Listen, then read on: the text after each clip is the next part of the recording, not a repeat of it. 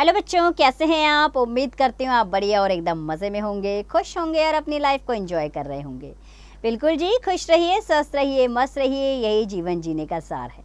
देखिए, जब हम खुश होते हैं तो हर कार्य को निपुणता से करते हैं। तो चलिए रहते हैं खुश और बढ़ते हैं अपने अध्याय की ओर। और हमारे अध्याय का नाम है अमीर खुसरो। तो आइए बच्चों, जाने इस अध्याय का नाम अमीर खुसरो क्यों रखा गया। तो गर्मी, धूप और प्यास से व्याकुल, व्याकुल अर्थात बेचैन, व्याकुल एक घुड़सवार पानी पीने के लिए कुएं पर पहुंचा।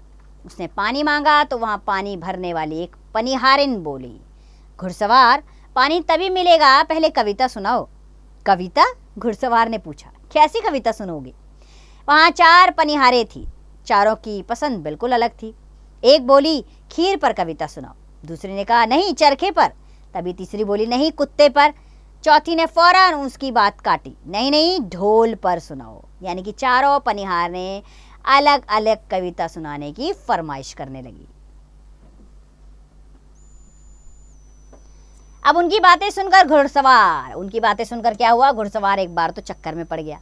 फिर कुछ सोचकर मुस्कुराया और बोला, अजीब बात है, एक साथ 4 फरमाइशें। कोई बात नहीं, लो तुम चारों ही अपनी अपनी पसंद की कविता एक साथ सुनो। खीर पकाई जतन से, चरखा दिया चलाए, आया कुत्ता खा गया, तू बैठी ढोल बजाए, ला पानी पिला। अब घुड़सवार ने चारों की पसंद की कविता के शब्द उसी कविता के अंदर रखकर उन्हें सुना दिया और कहा कि ला पानी पिला। चारों पनिहार ने एक ही कविता में चारों बातें सुनकर बहुत प्रसन्न हुई। तब उन्होंने घुड़सवार को पानी पिलाया और वह अपने रास्ते चला गया। लेकिन कौन था यह विचित्र कवि? विचित्र यानी कि अनोखा सा कवि कौन था? इस कवि का नाम था अमीर खुसरो। क्या नाम था बच्चों इस कवि का नाम? अमीर खुसरो था। अमीर खुसरो का वास्तविक नाम अब्दुल हसन यमुद्दीन खुसरो था। इनका जन्म 1253 ईस्वी में हुआ था। यह दिल्ली में रहते थे। ये अरबी, फारसी, तुर्की और हिंदी भाषाओं के विद्वान थे।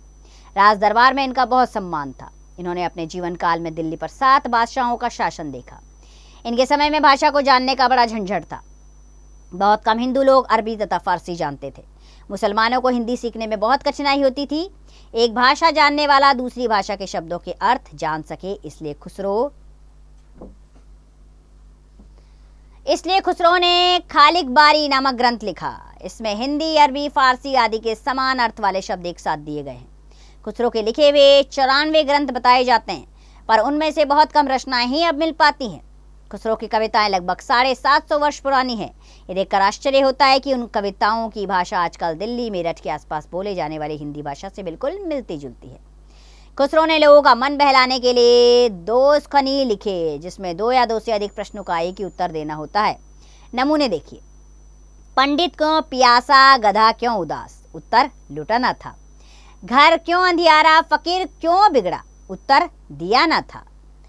खुसरो की मुकरियां भी प्रसिद्ध हैं। इसमें खास बात यह है कि मुकरी का जो उत्तर हमें सूझता है, कभी उसे मना करके चमत्कारपूर्ण ढंग से उसका दूसरा ही उत्तर निकाल देते हैं। एक मुकरी देखिए। वह आवे जब शादी होवे, उस दिन दूजा ना कोई, मीठे लागे वाके बोल, ए साकी साजन ना सखी ढोल। हमें लगता है कि यहाँ दूल्हे का वर्णन है जो शादी में सबसे महत्वपूर्ण होता है, किंतु कवि ने उससे दूल्हे से मुस्कुराकर ढोल नामक बाजे को उत्तर के रूप में रखा है। सब जानते हैं कि ढोल बाजे का भी शादी में महत्वपूर्ण स्थान होता है। खुसरो ने ढकोसला या अनमिल छंद भी लिखे हैं। वे बड़े अटपटे हैं। पिछले पृष्ठ पर दिया गया खीर पकाए जतन में छंद ढकोसला ही है। पहेलियां बच्चों से लेकर बूढ़ों तक सभी को भाती हैं। खुसरो ने पहेलियों की भी रचना की है। पहेलियों में सबसे मजेदार बात यह है कि बहुत बार तो पहेली में ही उसका उत्तर भी छिपा रहता है। अक्ल लड़ाओ और उत्तर ढूंढो। आइए कुछ पहेलियां पढ़े। ना मारा ना खून किया, मेरा सिर क्यों काट लिया? उत्तर है नाखून। बाला था जब सबको भाया, बड़ा हुआ कुछ काम ना आया, खुसरो कह दिया उसका नाव, अर्थ करो या छोड़ो गाँव। उत्तर, दिया।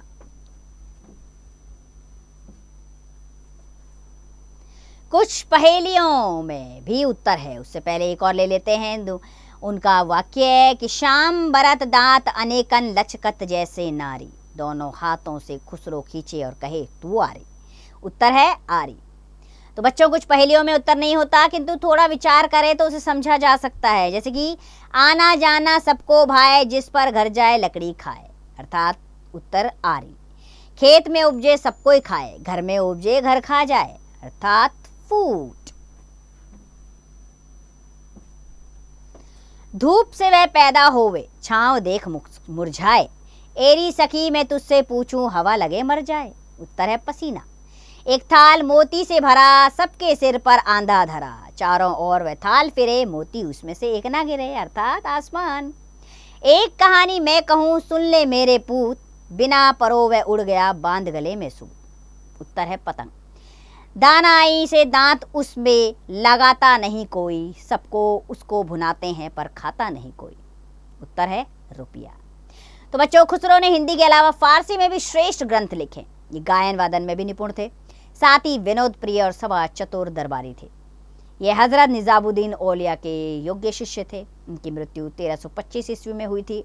दिल्ली में हजरत निजामुद्दीन की दरगाह के पास ही इनकी कब्र बनी हुई है। बहुमुखी प्रतिभा के धनी और अमीर खुसरो का नाम सदा अमर रहेगा।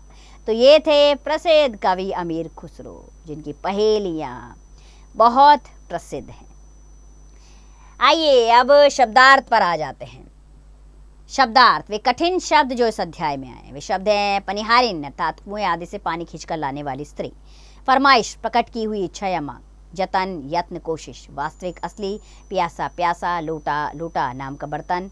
लेटना, गधे के लिए। दिया, दीपक, देना, क्रिया या भूतकाल रूप। दूजा यानी कि दूसरा। वाके, उसके। साजन, पति, दूल्हा। अटपटे, अजीब, विचित्र। बाला, जलाया, बालक। बड़ा हुआ, बुझा हुआ। नाव, नाम। शाम, काला। वरन, वर्ण, रंग। आरी का अर्थ है अरि या संबोधन, लकड़ी चीरने का औजार। औंधा यानी कि उल्टा। धरा, रखा। पूत, बेटे। दानाई, बुद्धिमान यानी कि बुद्धिमता। गायन, गाना। वादन, बजाना। बहुमुखी प्रतिभा अर्थात अनेक प्रकार की योग्यता। तो बच्चों, इस अध्याय में अमीर खुसरो के बारे में बताया गया है। आप इनके बारे में और रिसर्च कीजिए, इनके बारे में और जानकारी प्राप्त कीजिए। इससे क्या होगा, आपको ऐसी बहुमुखी प्रतिभाओं के विषय में जानकारी प्राप्त करने का अवसर मिलेगा। आपको आदत होगी ऐसे लोगों के बारे में जानकारी लेने की, जिन्होंने अपने जीवन में बहुत बहुत अच्छे कार्य किए हैं और लोगों के प्रेरणा स्रोत बने हैं। ऐसे ही थे अमीर खुसरो। तो इनके बारे में अतिरिक्त जानकारी प्राप्त करें और खुश रहें, स्वस्थ रहें और मस्त रहें।